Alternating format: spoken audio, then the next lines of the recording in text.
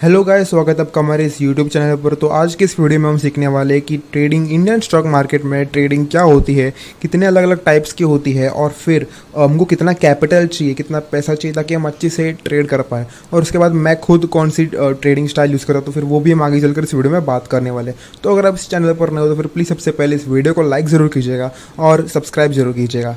तो फिर देखो स्टार्ट करें। सबसे पहले तो मैं आपको बता दूं कि देखो ये जो क्रिप्टो और फॉरेक्स ट्रेडिंग होता है ना, तो उसकी बात हम नहीं करने वाला क्योंकि लीगल नहीं है बेसिकली, ठीक है। इंडिया में उतना लीगल नहीं है, तो फिर उसकी हम बात नहीं करने वाले। हम सिर्फ और सिर्फ इंडियन स्टॉक मार्केट की बात करने वाले हैं। तो देखो अगर मैं बात करूँ तो ट्रेडिंग के ना कुछ टाइप्स होते हैं, है ना। मोस्टली देखो जितना देखो, और मोस्टली तो 5 रहते हैं, 5 से भी ज़्यादा हो सकते हैं। लेकिन मैं आपको बताऊँ जो मोस्टली कॉमन है ना, तो वो होते हैं 4 टाइप्स। एक होता है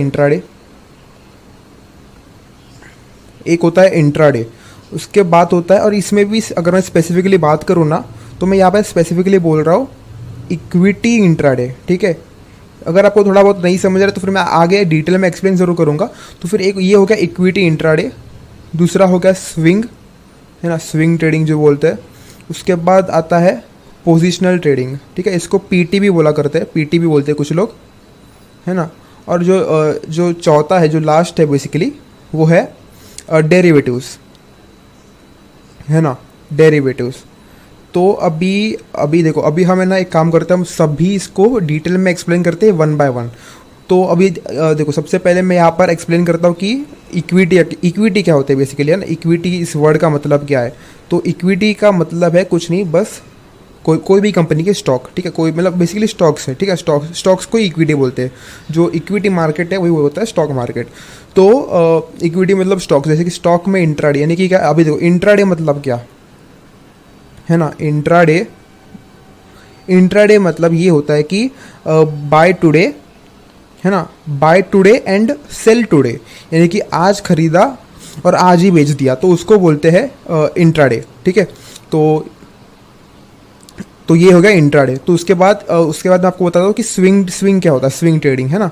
तो स्विंग ट्रेडिंग में देखो मोस्टली तो सब में मोस्टली तो देखो इंट्राडे और स्विंग और पोजिशनल में तो बस टाइम डिफरेंस का है। हाँ, थोड़ा बहुत और भी डिफरेंस रहता है, लेकिन मोस्टली जो टाइम डिफरेंस है ना, कि कब खरीद रहे और बेच रहे का टाइम डिफरेंस, तो वही ज़्यादा मेन है। तो देखो इंट्राडे में क्या है, buy today and sell today, आज खरीदा और आज ही बेचा।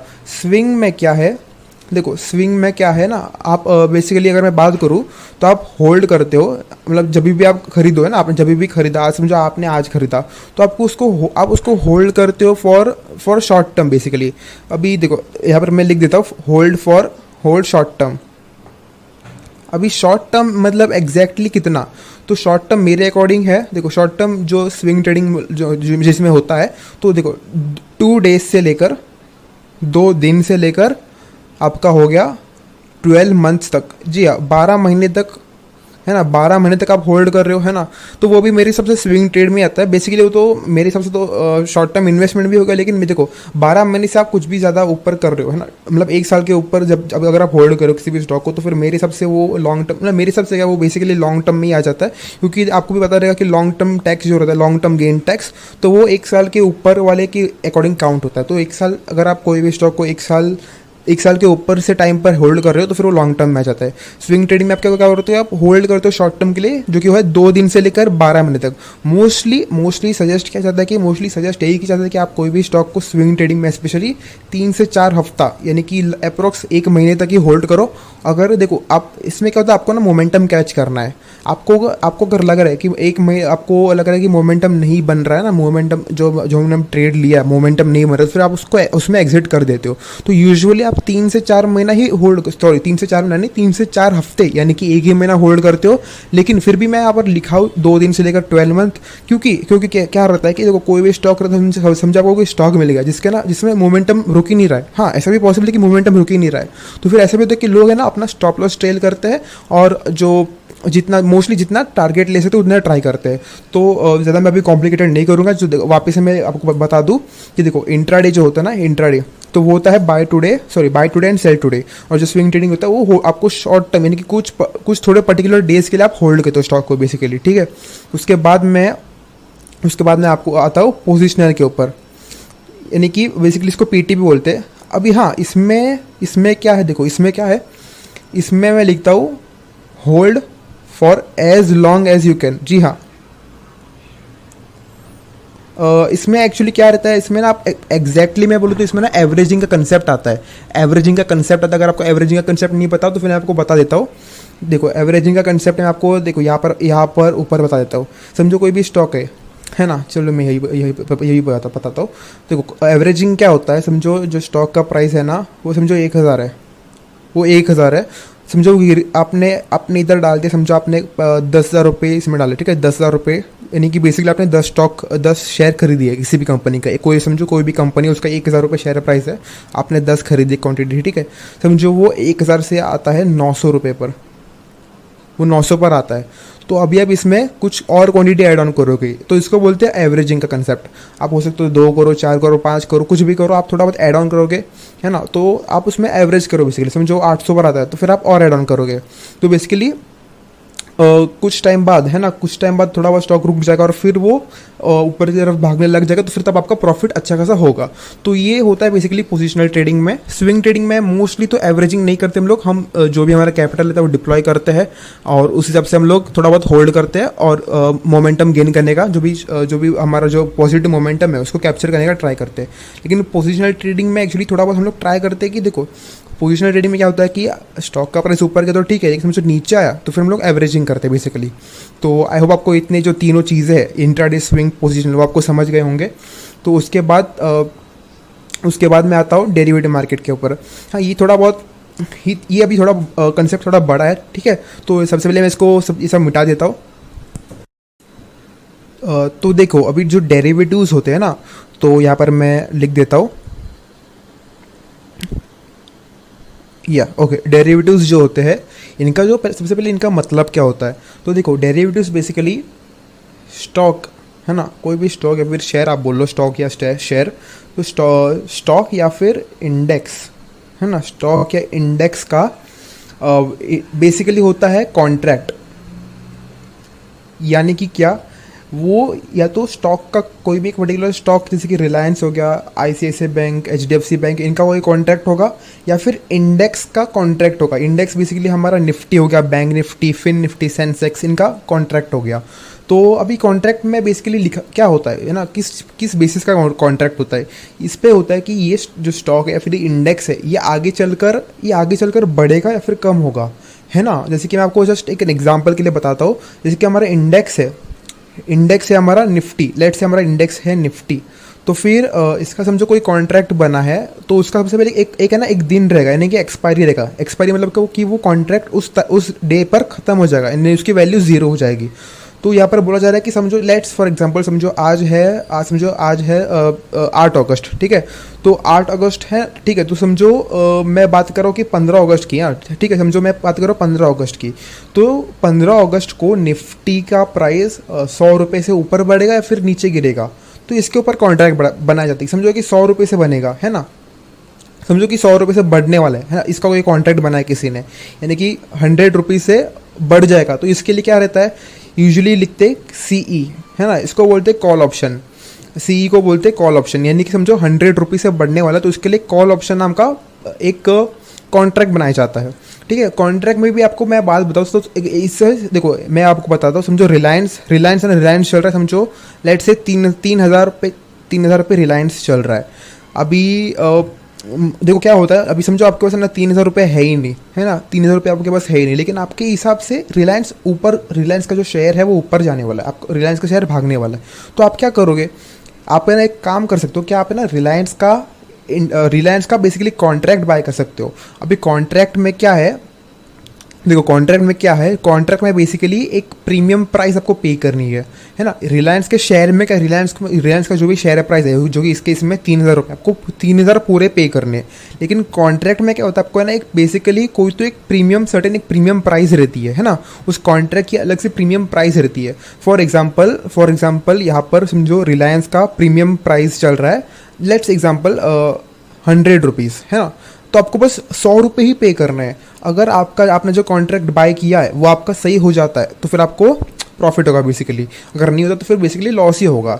तो यहाँ पर आपका जो यहाँ पर आपको कम पैसों से आप जो भी ट्रेड कर सकते हो, ठीक है। तो समझो यहाँ पर रिलायंस 3,000 रुपये चल रहा है, तो आपको 3,000 खरीदने की ज़रूरत नहीं है। अब बेसिकली यहाँ पर रिलायंस का ही कॉल ऑप्शन बाय कर सकते हो अगर आपको लग रहा है कि रिलायंस ऊपर जाएगा, या फिर अगर समझो आपको लग रहा है कि रिलायंस का जो प्राइस है वो नीचे गिरने वाला है, तो फिर आप इसका पुट ऑप्शन भी बाय कर सकते हो। ऑप्शन में देखो, ऑप्शन क्या बात कर रहा हूँ, देखो डेरिवेटिव्स में, डेरिवेटिव्स जो होते हैं ना वो बेसिकली दो टाइप के होते हैं। ये डेरिवेटिव्स में होते हैं फ्यूचर्स। यहाँ पर मुझे एक काम करते हैं, लेट से, रुको रुको जस्ट अ सेकंड गाइस, इसको ना मैं मिटा देता हूँ। एक काम करते हैं, इसको ये भी मिटा देता हूँ, थोड़ा सा अच्छे से लिखना, ये मुझे पहले बताना चाहिए था, बट कोई बात नहीं। देखो डेरिवेटिव्स में बेसिकली फ्यूचर्स होते हैं, है ना, फ्यूचर कॉन्ट्रैक्ट होता है, फ्यूचर कॉन्ट्रैक्ट होता है, और एक ऑप्शन कॉन्ट्रैक्ट होता है। बस दो ही रहते हैं डेरिवेटिव्स में, future contract and option contract. तो जैसे कि आपको लग रहा है कि रिलायंस ऊपर जाएगा, है ना, तो फिर आप रिलायंस का फ्यूचर का कॉन्ट्रैक्ट बाय कर लो, या फिर आप रिलायंस का ऑप्शन का कॉन्ट्रैक्ट बाय कर लो, कॉल ऑप्शन बेसिकली, ठीक है। कॉल ऑप्शन आप बाय कर सकते हो। अगर नीचे जाने वाला तो फिर आप पुट ऑप्शन बाय कर सकते हो। अभी कितने टाइप, कितने, है ना, बेसिकली कितना रहता है, कितना ऑप्शन रहते हैं। आप ऊपर जाएगा तो फिर देखो आपके लिए है कॉल ऑप्शन, यानी कि ऊपर जाने की सी, ठीक है, यानी कॉल ऑप्शन। और अगर समझो नीचे जाना है तो फिर और रहता है पीई, यानी कि पुट ऑप्शन। ये दो ही रहते हैं बेसिकली, ठीक है। ये दो ही, sorry just a second guys, ये दो ही रहते हैं, कॉल और पुट, है ना। ऊपर जाएगा तो कॉल और नीचे आने वाला तो फिर पुट। तो अगर मैं एक बार आपको बात एग्जाम्पल से बताऊँ तो देखो, समझो जस्ट फॉर एन एग्जाम्पल, यहाँ पर मैं लिखता हूँ, ठीक है। एक एग्जांपल लेते हैं हम लोग ना, निफ्टी का एग्जांपल लेते हैं कि निफ्टी में कैसा एक ऑप्शन, देखो जो इसमें रहता है ना, मुझे आपको कोई भी बाय करना है तो इसको बोला जाता है कि स्ट्राइक प्राइस, है ना। तो आपको जो ऑप्शन, जो भी आपको कॉन्ट्रैक्ट है ना, जो भी आपको कोई कॉन्ट्रैक्ट है ना, तो उसका एक सर्टन स्ट्राइक प्राइस रहता है कि आप इस तारीख का बाय कर रहे हो, इतने का बाय कर रहे हो, तो उसको पूरे को बोला जाता है कि स्ट्राइक प्राइस। तो दिखता कैसे है ना, मैं आपको बताता हूँ। तो देखो स्ट्राइक प्राइस में ना बेसिकली कोई भी डेट लिखी जाती है सबसे पहली बात तो, कि वो कॉन्ट्रैक्ट खत्म कब होगा। तो देखो समझो लिखा है 15, समझो कोई कॉन्ट्रैक्ट है 15 अगस्त का कॉन्ट्रैक्ट है, ठीक है, 15 अगस्त का कॉन्ट्रैक्ट है, तो फिर उसका नाम कुछ ऐसा लिखा जाएगा।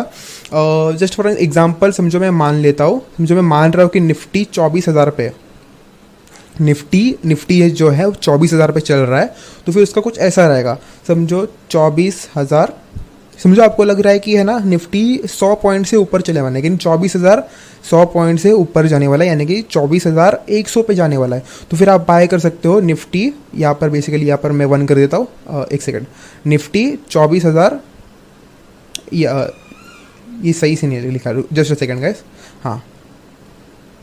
तो फिर आप बाय कर सकते हो निफ्टी 24,100 का कॉल ऑप्शन बेसिकली, ठीक है। निफ्टी 24,100 का कॉल ऑप्शन आप बाय कर सकते हो, है ना। समझो आपको लग रहा है कि निफ्टी 100 पॉइंट से नीचे गिर जाएगा, तो फिर आप बाय कर सकते हो बेसिकली 23,900 का पुट ऑप्शन। अभी इसमें भी देखो, ये तो बेसिकली मैं आपको बस ऊपर से बता रहा हूँ, इसमें भी आपको रहते हैं कि डिटेल में आपको बता, तो इसमें ये भी रहते हैं कि स्ट्राइक प्राइस में आप कितने आप ITM ले रहे हो, ATM ले रहे हो, OTM ले रहे हो।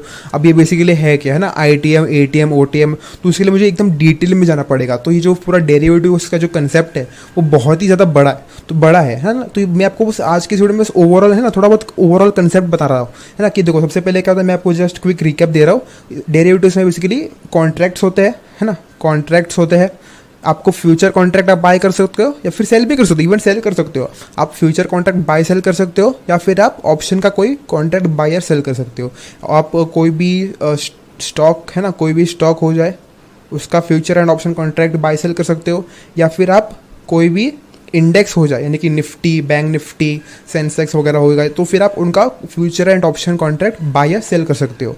तो ये हो गया डेरिवेटिव्स मार्केट का ओवरऑल हमने पूरा कुछ ज़्यादा किया नहीं है, क्योंकि डेरिवेटिव्स का जो पूरा कंसेप्ट है ना, पूरा जो ट्रेडिंग का कंसेप्ट है वो बहुत ही ज़्यादा बड़ा है, तो वो आज की इस वीडियो में तो कवर होगा नहीं। लेकिन मैं आपको बता दूँ देखो मैं आपको बता दूँ, ये जो डेरिवेटिव्स है ना, ये सबसे ज़्यादा रिस्की होते हैं। सबसे सबसे ज़्यादा लॉस जो होता है ना लोगों का, खुद सेबी ने बोला है। सेबी मतलब क्या है, ये जो स्टॉक मार्केट की जो ये है, बोलते हैं ना, पुलिस है, पुलिस एक तरफ से पुलिस है ना। तो फिर वो बोलती है कि लगभग 90% of the people, 90% of the people futures and options है ना, डेरिवेटिव्स में लॉस ही करते हैं। तो हाँ, तो फिर मैं आपको सजेस्ट करूँगा कि अगर आप एकदम ही बिगिनर हो तो फिर आप डेरिवेटिव मार्केट से दूर ही रहो। हाँ, यही मेरा सजेशन रहेगा। तो अभी मैं आपको सबसे लास्ट में बता दूँ कि मैं क्या करता हूँ, है ना, मैं कौन सी ट्रेडिंग करता हूँ। तो देखो, मैं जो है, मैं इक्विटी इंट्राडे करता हूँ और स्विंग ट्रेडिंग करता हूँ। मोस्टली मैं 70% तो ये स्विंग ट्रेडिंग की करता हूँ। और मेरा जो मोस्टली है ना टारगेट रहता है, देखो टारगेट मतलब क्या, कि इतना मुझे मिल गया मैं निकल जाऊँगा। तो देखो 10% का है ना, 10% का मेरा टारगेट रहता है कि 10% मिल गया, 10% प्रॉफिट मिल गया तो फिर मैं निकल जाता हूँ। अभी समझो 10% मिलने के लिए मुझे समझो मुझे 2 हफ्ते लगे तो फिर मैं 2 हफ्ते में निकल गया। अगर समझो मुझे 2 महीना लगे तो मैं 2 महीने बाद निकलूंगा। 3 महीना लगे तो मैं 3 महीने बाद निकलूंगा। जैसे मैंने आपको बताया था, है ना, स्विंग ट्रेडिंग का टाइम पीरियड क्या है, 2 डेज से लेके 12 मंथ्स तक गाइस, 12 महीने तक रहता है। लोग बोलते हैं कि 3-4 हफ्ते तक रहता है, ऐसा कुछ है नहीं, ठीक है, ऐसा कुछ ज़रूरी नहीं है। तो आपको जब तक आपको टारगेट नहीं मिलता तब तक आप होल्ड कर सकते हो। हाँ, लेकिन मैं एक्चुअली ज़्यादा होल्ड नहीं करता। देखो स्टॉक जो है ना, वो अप ट्रेंड में रहता है या फिर डाउन ट्रेंड में रहता है या फिर साइडवेज में रहता है। तो साइडवेज में है ना, तो फिर इसमें रहने का मतलब नहीं है। तो मैं ज़्यादा से ज़्यादा 2 महीना होल्ड करता हूँ कोई भी स्टॉक को। 2 महीने से ऊपर तो जाता ही नहीं हूँ मैं। लेकिन कुछ लोग रहते हैं जो 10 महीना, है ना, 10-11-12 महीना भी होल्ड करते हैं। तो वो भी एक टाइप ऑफ स्विंग ट्रेड भी आप उसको बुला सकते हो। हाँ, मतलब एकदम प्रॉपर स्विंग ट्रेडिंग नहीं है, लेकिन ऊपर से आप स्विंग ट्रेडिंग आप उसको मान सकते हो। और फिर 30% मैं इंट्राडे करता हूँ, है ना, ये 30% करता हूँ। तो कुछ ऐसा है मेरा। तो आई होप आपको ये पूरा वीडियो जो आपको समझा रहेगा। ये मैंने शॉर्ट में बताया। तो सबका जो ट्रेडिंग स्टाइल है ना, इक्विटी इंट्राडे हो गया, स्विंग का पोजिशनल ट्रेडिंग हो गया, तो ये सब के ऊपर डिटेल वीडियोस आने वाले टाइम पर आने वाले। तो फिर प्लीज़ चैनल को सब्सक्राइब करके रखिए और जो बेल आइकन है उनको ज़रूर हिट कीजिएगा। तो फिर मिलते हैं नेक्स्ट वीडियो में।